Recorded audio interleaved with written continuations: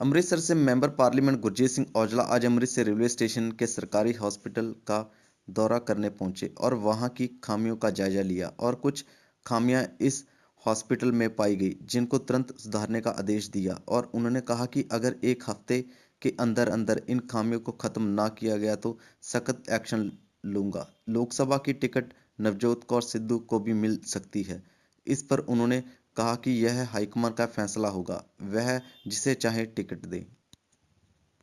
Department है बहुत ਵੱਡਾ डिपार्टमेंट है ਸਾਡੇ ਦੇਸ਼ ਦਾ ਔਰ ਇਹਦੀ ਜਿਹੜੇ ਸਰਕਾਰੀ ਤੌਰ ਤੇ ਇਹਦੇ ਜਿਹੜੇ ਮਰੀਜ਼ ਜਿਹੜੇ ਪੇਸ਼ੈਂਟ ਕੋਈ ਇਹਨਾਂ ਨੂੰ ਦੁੱਖ ਤਕਲੀਫ ਹੁੰਦੀ ਜਿਵੇਂ ਅੰਮ੍ਰਿਤਸਰ ਦੇ ਤਕਰੀਬਨ ਡਾਕਟਰ ਸਾਹਿਬ ਨੇ ਦੱਸਿਆ ਕਿ 5000 ਦੇ ਕਰੀਬ ਟੋਟਲ EMPLOYE ਹੈਗਾ ਟੋਟਲ ਗ੍ਰੇਡ ਵੀ ਦਾ ਥੱਲੇ ਤੋਂ ਲੈ ਕੇ ਉੱਪਰ ਤੱਕ ਸਾਰੇ ਔਰ ਉਹਨਾਂ ਦਾ ਜਿਹੜਾ EMPLOYE ਨੇ ਉਹਨਾਂ ਦਾ ਇਲਾਜ ਸਾਰਾ ਇਸ ਹਸਪੀਟਲ 'ਚ ਹੁੰਦਾ। ਪਰ ਮੈਂ ਜੋ ਅੱਜ ਹਸਪਤਾਲ ਦੀ ਹਾਲਤ ਦੇਖੀ ਮੇਰੇ ਕਾਫੀ ਦਿਨਾਂ ਦੇ ਮੇਰੀ ਨਿਗਾਹ 'ਚ ਸੀ ਕਿ ਇੱਥੇ ਜ਼ਰੂਰ ਵਿਜ਼ਿਟ ਕਰਨਾ ਹੈ ਕਿਉਂਕਿ 4 ਪੇਸ਼ੈਂਟ ਪਏ ਨੇ। ਹੁਣ ਤੁਸੀਂ ਦੱਸੋ 5000 ਬੰਦਾ ਹੋਵੇ 5000 ਦਾ ਕੋਈ 4-4 ਜੀ ਵੀ ਲਾਈਏ ਤੇ 20000 ਬੰਦਾ ਤੇ 20000 ਚੋਂ ਬੰਦੇ ਤੇ ਇੱਥੇ ਖੁੱਲ ਕੇ ਆਉਣੇ ਚਾਹੀਦੇ ਤੇ ਖੁੱਲ ਕੇ ਸਿਸਟਮ ਹੋਣਾ ਚਾਹੀਦਾ।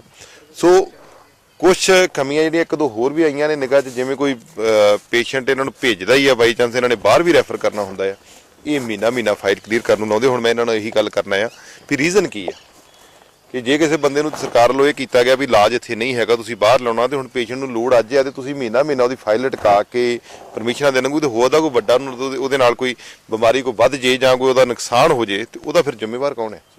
ਸੋ ਇਹ ਚੀਜ਼ ਵੀ ਇਹਨਾਂ ਨੂੰ ਅਜੇ ਅੱਜ ਗੱਲ ਕਲੀਅਰ ਕਰਨੀ ਇਸੇ ਕਰਕੇ ਮੈਂ ਇੱਥੇ ਆਇਆ। ਬਾਕੀ ਜਿਹੜਾ ਸਫਾਈ ਦਾ ਅੰਦਰੂਨੀ ਹਾਲਤ ਤੇ ਕੁਝ ਠੀਕ ਨੇ ਪਰ ਬਾਹਰ ਬਹੁਤ ਮਾੜੀ ਹਾਲਤ ਹੈ। ਇੰਜੀਨੀਅਰਿੰਗ ਡਿਪਾਰਟਮੈਂਟ ਨਾਲ ਮੈਂ ਹੁਣੇ ਗੱਲ ਕੀਤੀ ਉਹਨਾਂ ਨੇ ਇਹੀ ਪੁੱਛਿਆ ਕਿ ਤੁਹਾਡਾ ਕੰਮ ਕੀ ਆ ਜਦੋਂ ਸਰਕਾਰ ਤੁਹਾਨੂੰ ਪੈਸੇ ਦਿੰਦੀ ਹੈ ਇਸ ਕੰਮ ਦੇ ਕਿ ਤੁਸੀਂ ਜਾ ਕੇ ਸਫਾਈ ਰੱਖਣੀ ਹੈ ਨਾ ਬਿਲਡਿੰਗਾਂ ਨੂੰ ਮੇਨਟੇਨ ਕਰਨਾ ਹੈ ਛੱਤਾਂ ਦੇ ਉੱਤੇ ਚੋਰੀਆਂ ਨੇ ਬਿਲਡਿੰਗ ਤੋਂ ਠੁੱਸ ਹੋਈ ਪਈ ਆ ਤੁਸੀਂ ਇਹਦੇ ਬਾਰੇ ਕੀ ਤੁਹਾਡਾ ਮਤਲਬ ਜ਼ਿੰਮੇਵਾਰੀ ਜਿਹੜੀ ਤੁਸੀਂ ਨਿਭਾਈ ਇੱਥੋਂ ਦੀ। ਖੈਰ ਉਹਦਾ ਹੁਣ ਕੋਈ ਜਵਾਬ ਨਹੀਂ ਸੀ ਹੈਗਾ। ਉਹਨੂੰ 1 ਹਫ਼ਤੇ ਦਾ ਮੈਂ ਟਾਈਮ ਦਿੱਤਾ ਵੀ 1 ਹਫ਼ਤੇ ਬਾਅਦ ਇਸ ਹਸਪੀਟਲ ਦੇ ਵਿੱਚ ਜਿਹੜਾ ਕਿ B ਬਲਾਕ ਰੇਲਵੇ ਕਲੋਨੀ ਦੇ ਵਿੱਚ ਪੈਂਦਾ ਇਹਦੇ ਹਾਲਾਤ ਬਿਲਕੁਲ ਠੀਕ ਕਰਨ ਦੀ ਉਹਦੀ ਜ਼ਿੰਮੇਵਾਰੀ ਫਿਕਸ ਕੀਤੀ ਖਾਸ ਕਰ ਸਫਾਈ ਦੇ ਜਿੱਥੇ ਇਹਨਾਂ ਦੀ ਕਮੀ ਆ ਉਹ ਮੈਂ ਦੂਰ ਕਰੂੰ। ਹੁਣ 8 ਚੋਂ 7 ਡਾਕਟਰ ਇਹਨਾਂ ਦੇ ਕੋਲ ਹੈਗੇ ਨੇ 1 ਡਾਕਟਰ ਦੀ ਕਮੀ ਆ ਪਰ ਜਿਸ ਤਰੀਕੇ ਨਾਲ ਹਸਪੀਟਲ ਦੇ ਅੰਦਰ ਕੋਈ ਆਉਣ ਜਾਣ ਮੇਰੇ ਹਿਸਾਬ ਨਾਲ ਜਿੰਨਾ ਕੁ ਹੈਗਾ ਆ ਉਸ ਹਿਸਾਬ ਨਾਲ ਲੱਗਦਾ ਹੈ ਕਿ ਇਹਦੀ ਕਿਤੇ ਨਾ ਕਿਤੇ ਕੋਈ ਨਾ ਕੋਈ ਪ੍ਰੋਬਲਮ ਹੈਗੀ ਆ।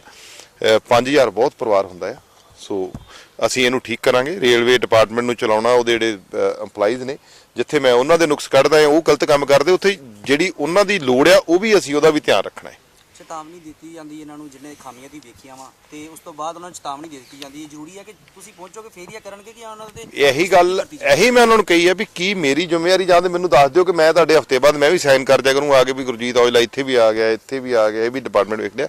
ਜਦੋਂ ਸਰਕਾਰ ਇੱਕ ਸਰਕਾਰੀ ਮੁਲਾਜ਼ਮ ਰੱਖਦੀ ਉਹਦੀ ਪੂਰੀ ਜ਼ਿੰਮੇਵਾਰੀ ਉਹਦੇ ਕੰਮ ਨੂੰ ਰੱਖ ਕੇ ਦਿੱਤੀ ਜਾਂਦੀ ਹੈ ਕਿ ਇਹ ਤੁਸੀਂ ਕੰਮ ਕਰਨਾ ਹੈ ਪਰ ਸਿਸਟਮ ਸੁੱਤਾ ਪਿਆ ਤੁਹਾਨੂੰ ਪਤਾ ਹੀ ਹੈ ਜੋ ਹਾਲਾਤ ਸੀ ਔਰ ਆਪਣੀ ਜ਼ਿੰਮੇਵਾਰੀ ਨਹੀਂ ਸਮਝਦੇ ਤੇ ਜੀ ਜ਼ਿੰਮੇਵਾਰੀ ਸਮਝਦੇ ਹੁਣ ਤੇ ਤੁਸੀਂ ਸਮਝਦੇ ਜੇ ਕਿ ਝਾੜ ਇੱਧਰ ਕੈਮਰਾ ਮਾਰੋ ਕੀ ਹਾਲ ਹੈ ਬੰਦੇ ਤੋਂ ਉੱਚੇ ਨੇ ਇੱਕ ਦਿਨ ਤਾਂ ਹੋ ਗਏ ਨੇ ਇਹ ਘੱਟੋ ਘੱਟ ਜ਼ਿਆਦਾ ਨਹੀਂ ਤੇ ਮੈਂ ਕਹਿ ਸਕਦਾ ਇਹਨੂੰ ਮੈਂ ਸਮਝਦਾ ਕਦੀ ਸਫਾਈ ਦੀ ਹੋਈ ਨਹੀਂ ਹੋਊਗੀ। ਇਹ ਗੱਲ ਹੈ ਬੜੀ ਕਲੀਅਰ ਸੀਮਤ ਹੈ ਸਾਰੇ ਕੁਦਰਤੀ ਗੱਲ ਆ ਜੇ ਇਹ ਨਹੀਂ ਕਰਦੇ ਤੇ ਤਨਖਾਹਾਂ ਤੱਕ ਹੀ ਸੀਮਿਤ ਨੇ।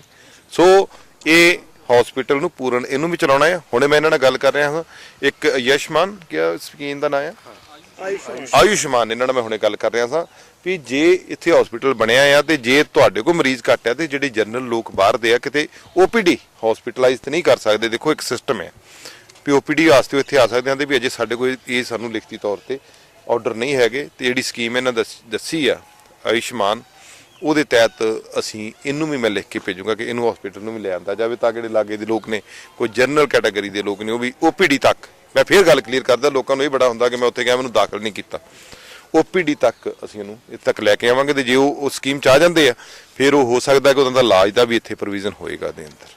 ਤੁਸੀਂ ਹੁਣ ਆਏ ਹੋ ਤੇ ਇੱਥੇ ਕੁਆਟਰ ਨਸ਼ੇੜੀਆਂ ਅੱਡਾ ਬਣਿਆ ਆ ਚਲੋ ਇੱਥੋਂ ਲੋਕੀ ਨਿਕਲਦੇ ਹੋਏ ਡਰਦੇ ਤੁਸੀਂ ਇਦਾਂ ਕਰਦੇ ਆ ਆਪਾਂ ਤੁਸੀਂ ਇਹਦਾ ਨਾ ਹੁਣ ਮੈਂ ਉਹਨਾਂ ਦੇ ਡਿਪਾਰਟਮੈਂਟ ਨੂੰ ਕੱਲ ਬੁਲਾ ਲਾਂ ਹੁਣ ਕੱਲ ਪਰਸੋਂ ਜਿੱਦਣ ਵੀ ਇੱਥੇ ਹੋਇਆ ਉਦੋਂ ਆਪਾਂ ਵਿਜ਼ਿਟ ਕਰਾਂਗੇ ਕਿਉਂਕਿ ਮੈਂ ਉਹਨਾਂ ਦੇ ਬਗੈਰ ਵਿਜ਼ਿਟ ਕਰ ਲਈ ਤੇ ਕੋਈ ਜਵਾਬਦੇਹ ਹੋਣਾ ਨਹੀਂਗਾ। ਉਹਨਾਂ ਨੂੰ ਹੁਣ ਤੁਸੀਂ ਲਿਖ ਸਕਦੇ ਜੇ ਬੜੇ ਖੁੱਲ੍ਹ ਕੇ ਕਿ ਅਗਲੇ ਹਫ਼ਤੇ ਜਿਹੜੀ ਵਿਜ਼ਿਟ ਆ ਜਿਹੜੇ ਇਹਨਾਂ ਦੇ ਸਰਕਾਰੀ ਕੁਆਟਰ ਇਹਨਾਂ ਦੀ ਹੋਏਗੀ ਔਰ ਉਹਨਾਂ ਦੇ ਡਿਪਾਰਟਮੈਂਟ ਨੂੰ ਮੈਂ ਸੱਦ ਕੇ ਸਾਰੇ ਹੋਦਾ DRM ਨੂੰ ਕਹੂੰਗਾ ਵੀ ਆ ਕੇ ਵਿਜ਼ਿਟ ਕਰ ਵੇਖ ਕੀ ਇਹਨਾਂ ਨੇ ਗੰਦ ਪਾਇਆ ਇੱਥੇ ਬਿਲਕੁਲ ਠੀਕ ਕਰਾਂਗੇ ਸਰ। ਜਿਹੜਾ ਰੇਲਵੇ ਦਾ 20000 ਬੰਦਾ ਇੱਥੇ ਕਰੀਬ ਹੈਗਾ ਇਹਨਾਂ ਦਾ ਤੇ 20000 ਚੋਂ ਜਿਸ ਤਰੀਕੇ ਨਾਲ ਹਸਪਤਾਲ ਮਤਲਬ ਮੈਂ ਵੇਖਿਆ ਇਹਦੇ ਤੇ ਪਿੰਡ ਵੀ ਨਹੀਂ ਲੱਗਦਾ ਕਿ ਪਿੰਡ ਵੀ ਲਾਗੇ ਹੋਊਗਾ ਤੇ ਇਹਦੇ 'ਚ ਕਮੀ ਕਿੱਥੇ ਆ ਇਹਨਾਂ 'ਚ ਕਮੀ ਆ ਪੇਸ਼ੈਂਟ 'ਚ ਕਮੀ ਆ ਸਰਕਾਰ 'ਚ ਕਮੀ ਆ ਉਹ ਹੁਣ ਇਹਨਾਂ ਨਾਲ ਬਹਿ ਕੇ ਗੱਲ ਹੁੰਦੀ ਆ ਔਰ ਇਹ ਜਿਹੜੀ ਗੱਲ ਆ ਇਹ ਬਿਲਕੁਲ ਉਠਾਈ ਜਾਏਗੀ ਇਹ ਪਬਲਿਕ ਪ੍ਰਾਪਰਟੀਆਂ ਨੇ, ਪਬਲਿਕ ਦੇ ਪੈਸੇ ਨਾਲ ਚੱਲਦੀਆਂ, ਟੈਕਸ ਪੇਅਰ ਦਾ ਪੈਸਾ ਆ, ਔਰ ਇਹ ਜਾਈ ਨਹੀਂ ਜਾਣ ਦਿੱਤਾ ਜਾਏਗਾ। ਤਕਨੀਕ ਦੀ ਕਮੀ ਹੈ, ਤਕਨੀਕ ਜਿਹੜੀ ਆਧੁਨਿਕ ਤਕਨੀਕ ਹੈ ਉਹ ਨਹੀਂ ਆਉਂਦੀਆਂ। ਮੈਂ ਇਹੀ ਗੱਲ ਹੁਣ ਬਾਹਰੋਂ ਟੈਸਟ ਵੀ ਬਾਹਰੋਂ ਹੋਣੇ। ਮੈਂ ਜਿਹੜੀ ਇਹੀ ਗੱਲ ਕਹਿ ਰਿਹਾ ਨਾ, ਹੁਣ ਇਹਨਾਂ ਨਾਲ ਬਹਿ ਕੇ ਗੱਲ ਹੋਊਗੀ, ਜਿਹੜੀਆਂ ਕੋਈ ਇਹਨਾਂ ਦੀਆਂ ਦਿੱਕਤਾਂ ਨੇ ਉਹ ਵੀ ਅਸੀਂ ਸਰਕਾਰ ਸਾਹਮਣੇ ਰੱਖਣੇ, ਕਿਉਂਕਿ ਡਾਕਟਰ ਸਾਹਿਬਾਨ ਨੇ। ਮੈਂ ਇੱਕ ਗੱਲ ਤੇ ਬੜੀ ਕਲੀਅਰ ਗੱਲ ਕਹੂੰਗਾ ਵੀ ਡੈਮੋਕ੍ਰੈਟਿਕ ਵੇ ਹੈ, ਡੈਮੋਕ੍ਰੇਸੀ ਹੈ। ਕੋਈ ਵੀ ਬੰਦਾ, ਕੋਈ ਵੀ ਵਰਕਰ ਵੀ ਸਾਡਾ ਜਿਹੜਾ ਟਿਕਟ ਆ, ਟਿਕਟ ਬਾਰੇ ਮੰਗ ਕਰ ਸਕਦਾ ਆ। ਟਿਕਟ ਮੰਗਣਾ ਸਾਡਾ ਇੱਕ ਡੈਮੋਕ੍ਰੈਟਿਕ ਅਧਿਕਾਰ ਆ। ਕਿਸੇ ਵੀ ਪੋਸਟ ਤੇ, ਕਿਸੇ ਵਾਸਤੇ ਵੀ ਜਿਹੜੀ ਇਲੈਕਸ਼ਨ ਆ, ਜਿਹਦੇ ਚ ਸਰਕਾਰ ਸਾਡੀ ਪਾਰਟੀ ਲੜ ਸਕਦੀ ਆ, ਉਹਦੇ ਤੇ ਉਹ ਮੰਗ ਸਕਦਾ ਆ। ਬਾਕੀ ਟਿਕਟ ਦੇਣੀ ਆ ਉਹ ਪਾਰਟੀ ਹਾਈ ਕਮਾਂਡ ਦਾ ਕੰਮ ਆ।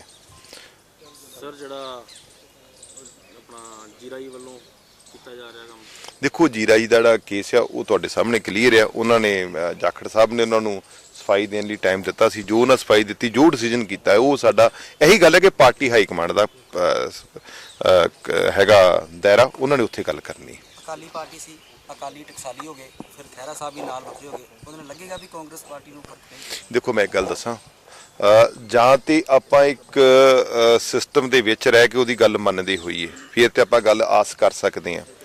ਹੁਣ ਇਹਨਾਂ ਦੇ ਸੁਭਾਅ ਜਿਸ ਤਰੀਕੇ ਨਾਲ, ਜਿਸ ਗਰਮਜੋਸ਼ੀ ਦੇ ਨਾਲ ਇੱਕਦਮ ਫੈਸਲਾ ਲੈ ਲੈਂਦੇ ਹਰ ਗੱਲ ਦਾ ਹੀ, ਤੇ ਉਹਦੇ ਨਾਲ ਮੈਂ ਨਹੀਂ ਸਮਝਦਾ ਕਿ ਇਕੱਠੇ ਹੋ ਕੇ ਇਹ ਇਲੈਕਸ਼ਨ ਲੜ ਸਕਣਗੇ। ਕਿਉਂਕਿ ਜਦੋਂ ਵੀ ਇਹ ਇਕੱਠੇ ਹੁੰਦੇ ਨੇ ਤੇ 2-3 ਦਿਨ ਬਾਅਦ ਤੁਹਾਡੇ ਮੀਡੀਆ ਰਾਹੀਂ ਪਤਾ ਲੱਗਦਾ ਕਿ ਇਹਨਾਂ ਦਾ ਵਖਰੇਵਾ ਹੋ ਗਿਆ। ਚਾਹੇ ਖਹਿਰਾ ਸਾਹਿਬ ਦੀ ਗੱਲ ਕਰ ਲਓ, ਬੈਸ ਬ੍ਰਦਰ ਦੀ ਗੱਲ ਕਰ ਲਈਏ, ਇਹਨਾਂ ਦੀ ਗੱਲ ਕਰ ਲਈਏ। ਸੋ ਇਹ ਚੰਗੀ ਗੱਲ ਹੈ, ਮੈਂ ਤੇ ਇਹਨਾਂ ਨੂੰ ਮੁਬਾਰਕਬਾਦ ਦਿੰਦਾ ਹਮੇਸ਼ਾ ਕਿ ਤੁਸੀਂ ਪਾਰਟੀਆਂ ਬਣਾਈਆਂ, ਚੰਗੇ ਵਾਸਤੇ ਕੰਮ ਕਰੋ, ਵਧੀਆ ਗੱਲ ਹੈ, ਲੋਕ ਜੇ ਐਕਸੈਪਟ ਕਰਦੇ ਆ। ਪਰ ਜਿਹੜਾ ਤੁਹਾਨੂੰ ਆਪਣਾ ਆ ਉਹ ਵੀ ਕੁਛ ਘਟਾਉਣਾ ਪਏਗਾ। ਜਿਹੜਾ ਤੱਤਪਰ ਫੈਸਲੇ ਲੈਣ ਦਾ ਕੰਮ ਆ, ਕੋਈ ਵੀ ਗੱਲ ਆ। ਹੁਣ ਮੈਂ ਇਹ ਵੀ ਕਹਿ ਸਕਦਾ ਕਿ ਜੇ ਜਲੰਧਰੋਂ ਫੈਸਲਾ ਕਰਕੇ ਤੁਰੇ ਅੰਮ੍ਰਿਤਸਰ ਵਾਸਤੇ ਜਾਂ ਅੰਮ੍ਰਿਤਸਰੋਂ ਜਲੰਧਰ ਵਾਸਤੇ ਕਿਸੇ ਕੰਮ ਲਈ, ਤੇ ਇਹਨਾਂ ਦਾ ਕੋਈ ਪਤਾ ਨਹੀਂ ਜੇ 4 ਸੀਟਾਂ ਤੇ 4 ਪਾਰਟੀਆਂ ਦੇ ਨੁਮਾਇੰਦੇ ਬੈਠੇ ਤੇ ਉੱਥੇ ਜਾ ਕੇ 4 ਬਿਆਨਬਾਜ਼ੀ ਅਲੱਗ-ਅਲੱਗ ਹੋ ਜੇ। ਵੱਡਾ ਦਿਲ ਰੱਖ ਕੇ ਕੰਮ ਕਰਨ ਪੰਜਾਬ ਵਾਸਤੇ, ਇਹਨਾਂ ਲਈ ਮੈਂ ਕੀ ਕਹਿੰਦੇ ਹੁੰਦੇ ਸੁੱਖ ਮੰਗਦਾ ਆ। ਇਹ ਇਹਨਾਂ ਲਈ ਅਸੀਂ ਵਿਸ਼ ਕਰਾਂਗੇ, ਚੰਗੀ ਗੱਲ ਹੈ। जी डॉक्टर साहब, आपका नाम और डेजिग्नेशन? हाँ, मैं डॉक्टर अशोक कुमार हूँ। मैं एडिशनल चीफ मेडिकल सुपरिटेंडेंट हूँ इस हॉस्पिटल में, रेलवे हॉस्पिटल। आज एमपी साहब यहाँ पर आए हैं, हाँ क्या जी। क्या खामियां पाई हैं? एमपी साहब ने विशेषकर खामी देखी है कि जो हमारे हॉस्पिटल के आसपास पूरी तरह से सफाई नहीं है। हम पूरी कोशिश करेंगे, जो कंसर्न डिपार्टमेंट है उनसे पूरी बात करके इसको जल्दी से जल्दी सफाई करवाने की कोशिश करेंगे। इसके अलावा एमपी साहब बात कर रहे थे कि रेफरल्स का, तो रेफरल्स का हमारा सिस्टम बिल्कुल पुख्ता है, जो कि पॉलिसी के हिसाब से। तो जो ट्रीटमेंट हम यहाँ कर सकते हैं, जो इमरजेंसीज़ होती हैं, वो जो ट्रॉमा, जैसे एक्सीडेंट है या किसी को हार्ट अटैक आ जाता है, किसी के सीवियर इंजरी हो जाती है, कोई और ऐसी डिसीज़ हो जाती है कि जिसमें अचानक रेफ़र करना पड़ता है, तो उसके लिए हमें करीब 17-18 हॉस्पिटल्स हैं जो कि हमारे पैनल में हैं, तो वहाँ हम रेफ़र करते हैं। ठीक है, तो ये हमारा सिस्टम है। और इसके अलावा और देखिए क्या पूछना चाहते हैं आप?